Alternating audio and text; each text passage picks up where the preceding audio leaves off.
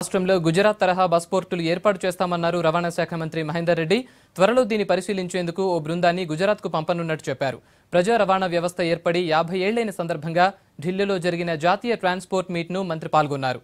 సిరిసిల్ల తరహాలో అన్ని జిల్లాల్లో డ్రైవింగ్ కాలేజీలు ఏర్పాటు చేసేందుకు చర్యలు తీసుకుంటామన్నారు. పట్టణాలకు ఇస్తున్న బస్సులాగే గ్రామాలకు జేఎన్యూఆర్ఎం బస్సుల కింద ఇవ్వాలని కేంద్రాన్ని కోరినట్టు వెల్లడించారు.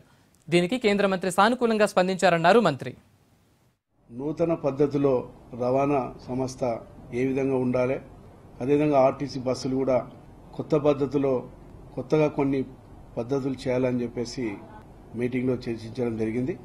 ఏదైతే డీజిల్ లేకుండా కూడా ఆర్టీసీ బస్సులు బ్యాటరీతోటి ఛార్జింగ్ చేసి నడపాలని చెప్పేసి కూడా దాంట్లో చాలామంది మాట్లాడడం జరిగింది. గుజరాత్లో చాలా చక్కగా బస్సులన్నీ కూడా కొత్త విధానంలో గుజరాత్లో పెట్టడం జరిగింది. తెలంగాణ రాష్ట్రం తరఫున కూడా తొందరలోనే మేము కూడా గుజరాత్ పోయి దాన్ని అక్కడ చూపించడం జరిగింది. చాలా చక్కగా ఉన్నది. ఆ పద్ధతిలో ఏదైతే సర్వే చేయడానికి కూడా 75% సబ్సిడీ కూడా కేంద్ర ప్రభుత్వం ఇస్తున్నది.